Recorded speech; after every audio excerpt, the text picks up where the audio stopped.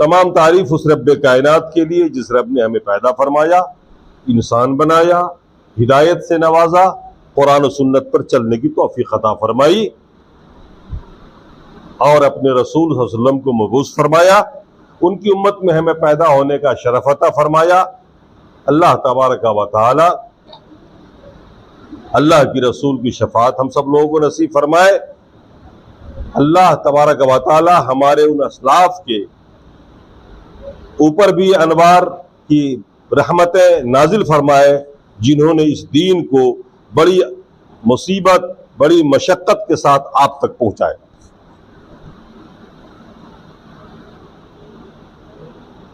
सामईन, पिछले हफ्ते आपने ये सुना था कि अमल का क्या किरदार है आपकी जिंदगी में।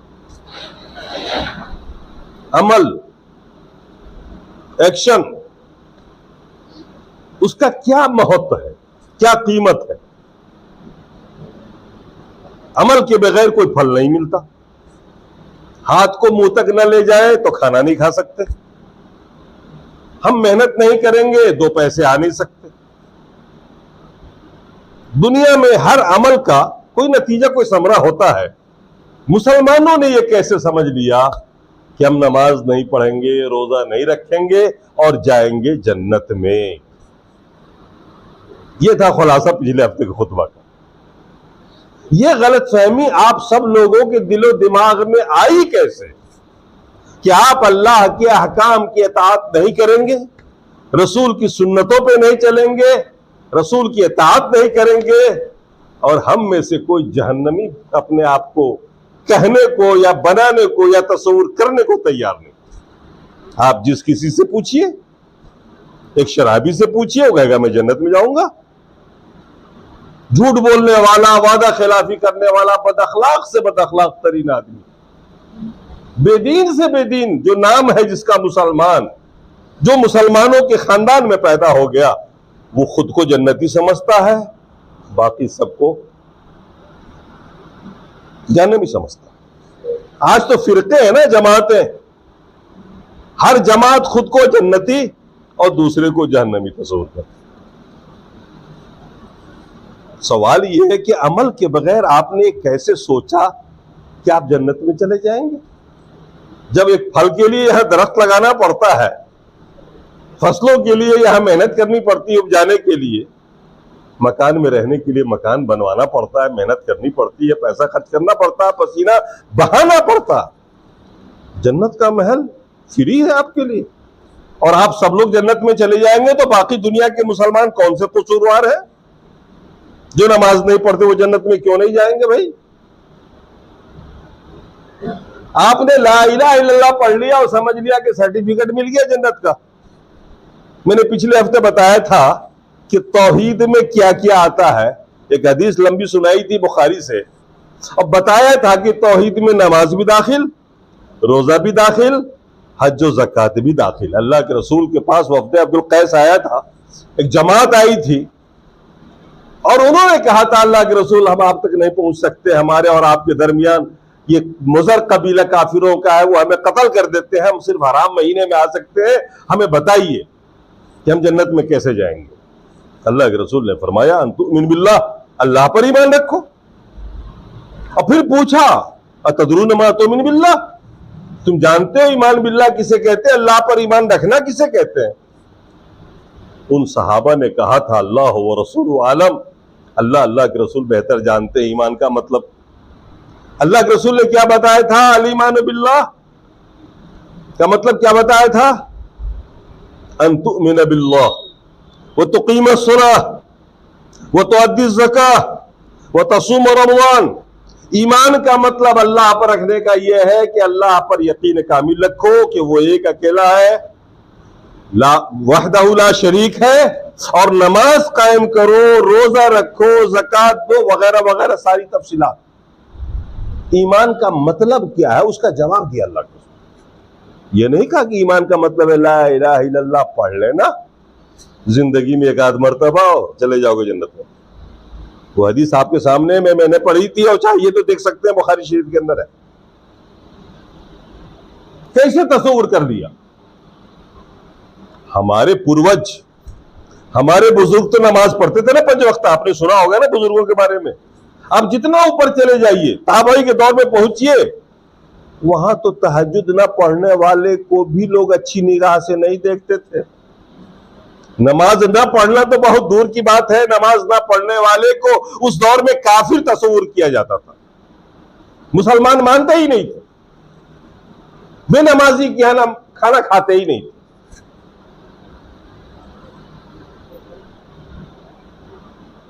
आहिस्ते आहिस्ते यह स्तर गिरता चला आया।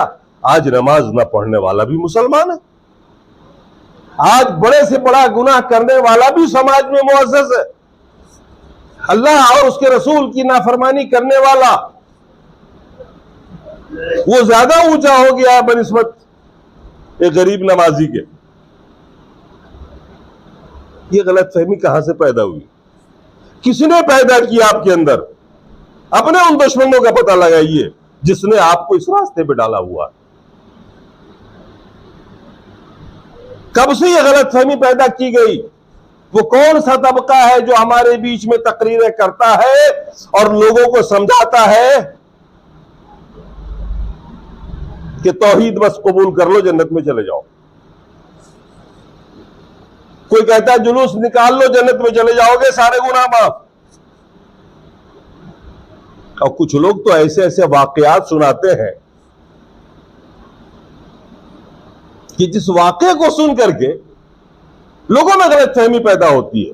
और कई लोग ऐसे जो तौहीद वाले हैं और नमाज न पढ़ने और गुनाह करने का उज़्र इस तरह बयान करते हैं कि वाकया आया है, हदीस में आया है, और वाकई वो वाकया है। एक फाहिशा औरत थी,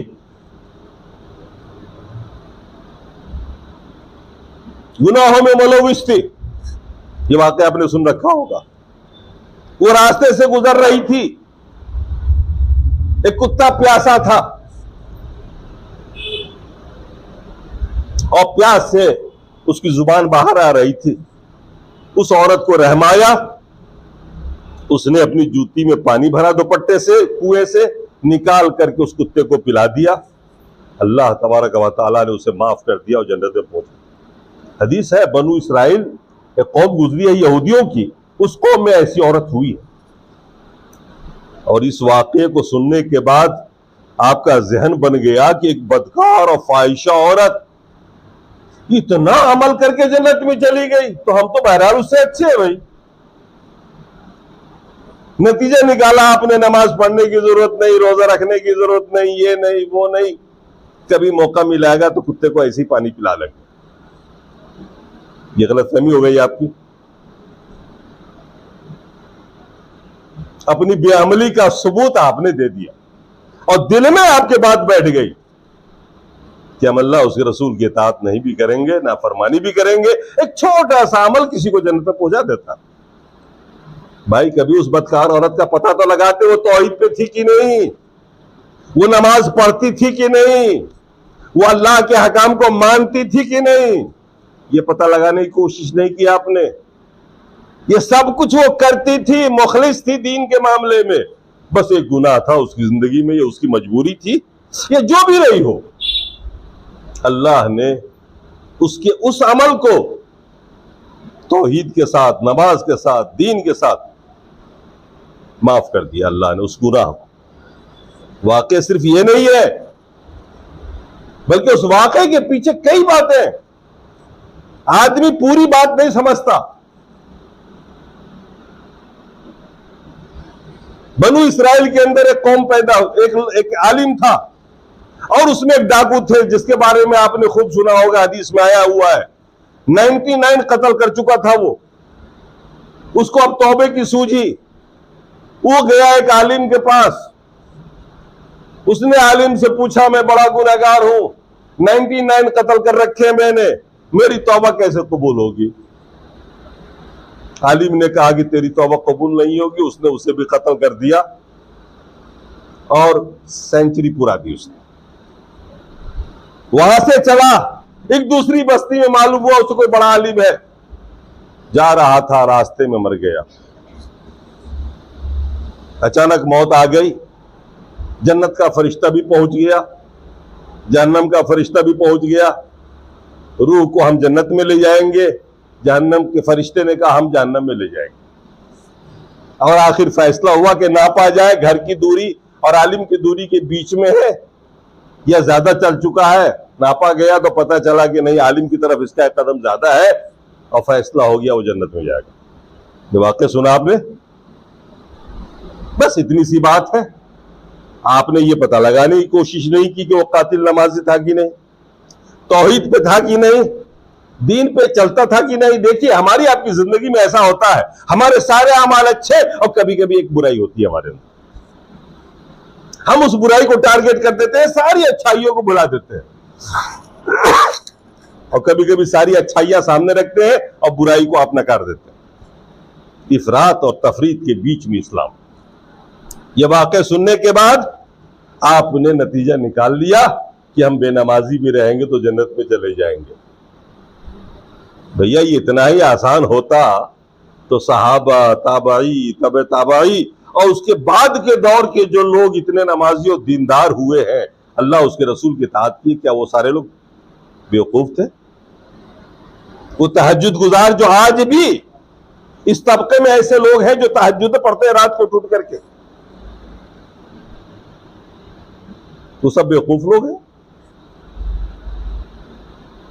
ये हमारे कुछ मौलवियों ने ऐसी खुशकुन तकरीर की ताकि आवाम से नजराना हम ज्यादा पाए और आवाम को ये लगे कि बड़ी आसान है जन्नत।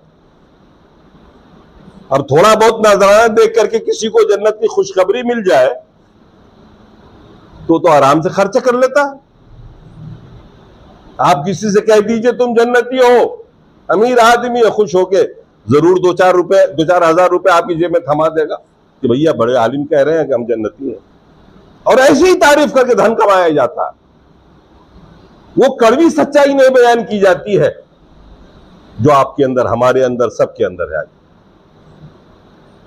अल्लाह ताला कुरान में फरमाता है, जरा गौर कीजिएगा, और ऐसी बहुत सारी आयतें हैं कुरान के अंदर।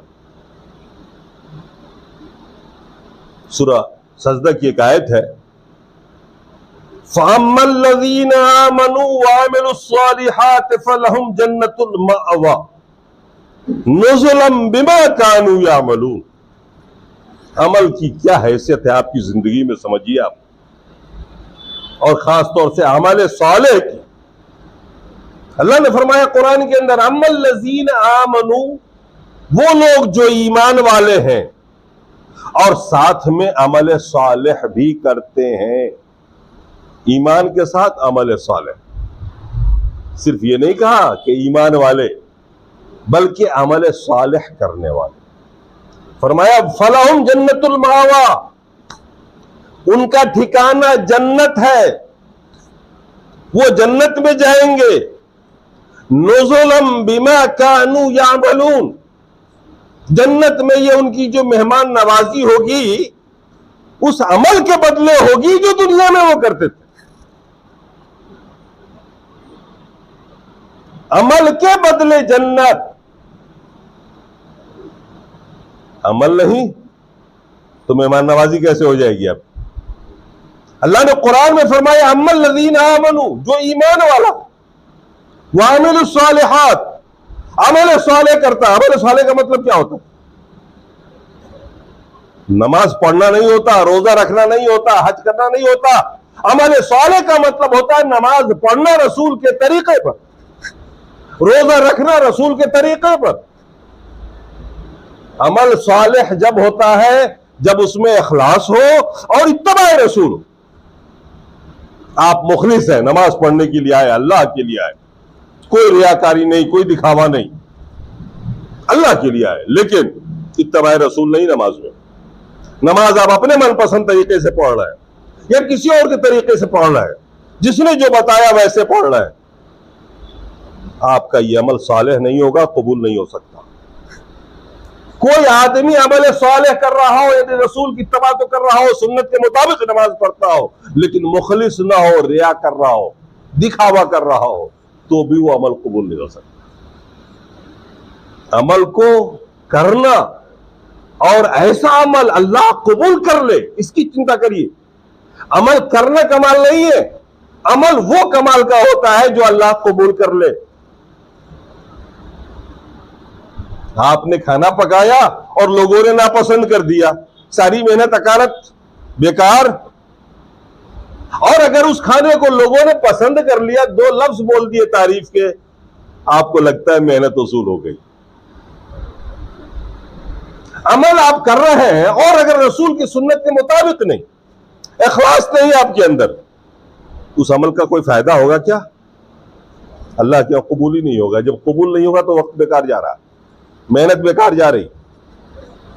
अल्लाह ने हर जगह जब अमल की बात की है तो सालेह की कैद लगा दी है। अमल सालेह करो, इखलास हो, अल्लाह की खातिर करो, अल्लाह की रजा के लिए करो और मेरे भेजे हुए रसूल के बताए हुए तरीके के मुताबिक करो। नमाज रसूल ने कैसे पढ़ी देखना बड़ा आसान है, उठाइए हदीस देख लीजिए, उर्दू में तर्जुमा मिल जाएगा आपको, अरबी नहीं जानते हैं। हज किया तो कैसे किया अल्लाह के रसूल ने, एक एक रुकन उसमें महफूज है। अपने बुजुर्गों या उलमा के बताए हुए तरीके पे आप करिएगा और कहिएगा अल्लाह तू कबूल कर ले, अल्लाह कहेगा कचरे में डाल दो इसके अमल को, क्योंकि इसने मेरे भेजे हुए कानून के मुताबिक नहीं किया, मेरे नुमाइंदा रसूल के हुक्म के मुताबिक नहीं किया। रसूल आपके लिए मॉडल बनकर के आए, आइडियल बनकर के आए हैं, मिसाल और नमूना बनकर के आए हैं। आप उस नमूने को छोड़ देंगे, आपका सारा तैयार माल कचरे के ढेर में चला जाएगा। तो अल्लाह की रजा के लिए और इखलास और इत्तबा रसूल, ये दो चीजें होनी चाहिए अमल में, तब अमल सालेह होता है। अल्लाह ने फरमाया अम्मल लज़ीना आमनू व अमिलुस सालिहात, जो ईमान वाला है, नेक अमल करता है, अमल सालेह करता है, फलहुम जन्नतुल मावा, उसके लिए ठिकाना जन्नत है। ये मेहमान नवाजी अल्लाह की तरफ से जन्नत में की जाएगी। और नुज़ुलम बिमा कानू यामलून, ये बता रहा है कि ये सब आपके अमल के बदले होगा, यानी अब आपके अमल का समरा और नतीजा फल जन्नत की शक्ल पर। आज के बाद ये सोचना छोड़ दीजिए कि अमल के बगैर जन्नत मिल जाए आपको, दिमाग से निकाल दीजिए इसको कि आप जन्नत में चले जाएंगे। खुद को जहन्नमी समझते हो तो कोई बात ही नहीं। और इसके आगे सुनिए अपोजिट, अल्लाह ने फरमाया वाअमल लज़ीना फसक़ू फमअवाहुमुन नार, जो अल्लाह के नाफरमानी करेंगे, जो लोग फासिक बोलते हैं ना, फासिक किसी लफ्ज़ से बना है फिस्क। फिस्क का मतलब होता है अल्लाह उसके रसूल की नाफरमानी करने वाला, उसके हुक्म को न मानने वाला, उसके हुक्म को तोड़ देने वाला, चाहे वो अमल न करके तोड़े या लफ्जों से मना करे। अम्मल लज़ीना फसक़ू, जो फासिक हैं, जो अल्लाह उसके रसूल की नाफरमानी करते हैं, नमाज नहीं पढ़ते, रोजा नहीं रखते, उसकी बात को नहीं मानते, फमअवाहुमुन नार, उसका ठिकाना जहन्नम होगा। अमल नहीं किया, नतीजा क्या निकला? जहन्नम। समरा क्या मिला, फल क्या मिला? जहन्नम का। आपको समझना चाहिए कि अमल की क्या है हैसियत आपकी जिंदगी में है। दुनियावी जिंदगी में आप अमल करते हैं, फल आता है, उसका नतीजा निकलता है। उखरवी जिंदगी में भी यही कानून है, अमल करेंगे, नतीजा जन्नत की शक्ल में होगा या जहन्नम की शक्ल में होगा।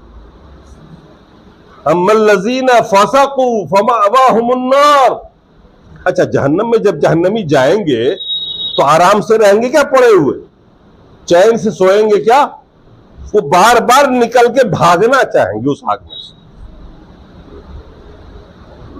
मरेंगे तो नहीं, जलेंगे जरूर, मरेंगे नहीं। वो सजा तो ये बहुत बड़ी है। दुनिया में आदमी जल के मर जाता है, छुट्टी मिल जाती है, फुर्सत मिल जाती है उसको। वहां तो हालत यह है कि आदमी जहन्नम में जलता ही रहेगा और वो मरेगा नहीं, कोशिश करेगा भाग जाए। उसके बारे में अल्लाह ने फरमाया कुल्लमा अरादू अन यखरुजू मिन्हा उईदू फिहा। इसी आयत का अगला हिस्सा है, कुल्लमा अरादू, वो जब जब निकलना चाहेंगे जहन्नम से, कुल्लमा अरादू अन यखरुजू मिन्हा उईदू फीहा, वापस उसी में लौटा दिए जाएंगे, डाल दिए जाएंगे। दारोगा जहन्नुम मौजूद होगा, पटक देगा उठा के उसी में। फिर आप निकल के जाओगे कहां? कोई निकल के जाएगा कहां? चारों तरफ से जहन्नम के फरिश्ते हैं मुतय्यन। कुल्लमा अरादू अन यखरुजू मिन्हा उईदू फीहा, वो बहरे होंगे, वो आपकी कोई माजरत को सुनेंगे नहीं। यह आसान बात नहीं है आग में जलना, वो भी जहन्नम के आग में। दुनिया की आग बहुत हल्की फुल्की है, 70 बार पानी से धो के उस आग को दुनिया में भेजा गया है। जिस आग को हम लोग देख रहे हैं इस दुनिया में, इससे 70 गुना ज्यादा गर्म है वो आग। कुल्लमा अरादू अन यखरुजू मिन्हा उईदू फीहा वक़ील लहुम, और कहा जाएगा उनसे, फरिश्ता कहेगा ज़ूक़ू अज़ाबन नार, उस जहन्नम का मजा चखो, अल्लज़ी कुंतुम बिही तुकज़्ज़िबून, जिसको तुम झुटलाते थे दुनिया में। आज हम बेअमल बन के झुटलाते हैं कि हम तो जन्नत में चले जाएंगे, जहन्नम तो कोई चीज है ही नहीं जिसमें हम जाएंगे।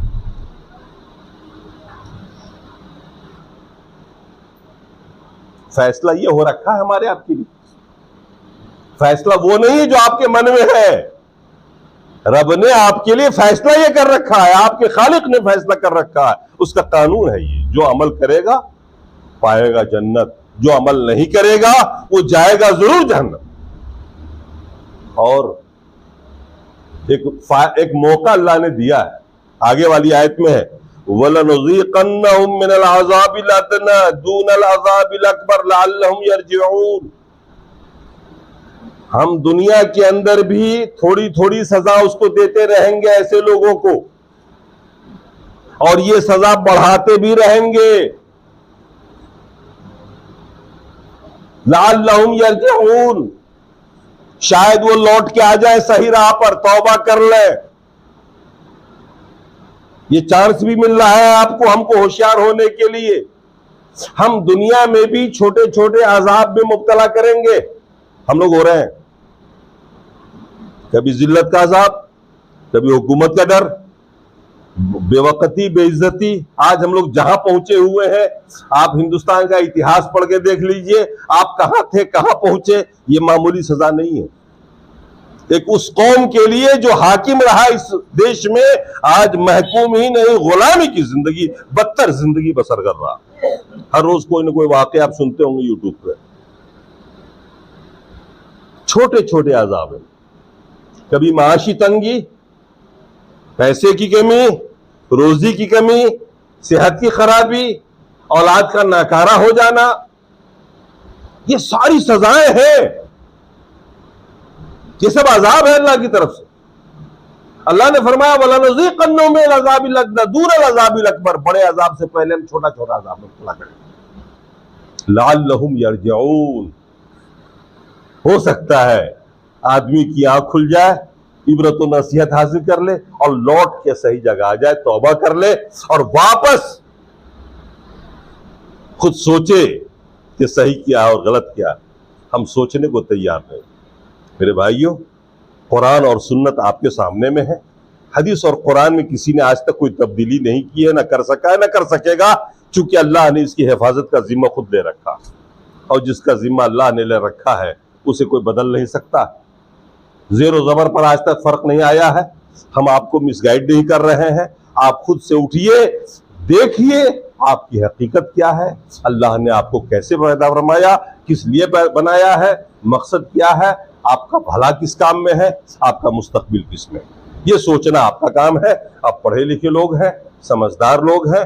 अमल का बड़ा अहम रूल होता है आपकी जिंदगी में, चाहे वो दुनिया की जिंदगी हो, चाहे वो आखिरत की जिंदगी हो। अल्लाह तबारक व तआला हम सब लोगों को समझने की तौफीक अता फरमाए। अल्लाह तबारक व तआला हमें और आपको इस नसीहत को कबूल करने की तौफीक अता फरमाए। अब तक हमने जो गुनाह कर रखे हैं, ऐ अल्लाह तो हम सब के गुनाहों को माफ़ फरमा, हमारी मग़फ़िरत फरमा दे, हमारे कबायर और सग़ाइर को माफ़ फरमा। ऐ अल्लाह तो हम सब लोगों को राह मुस्तक़ीम पर चला। अक़ूलु क़ौली हाज़ा वस्तग़फ़िरुल्लाह ली व लकुम व लिसाइरिल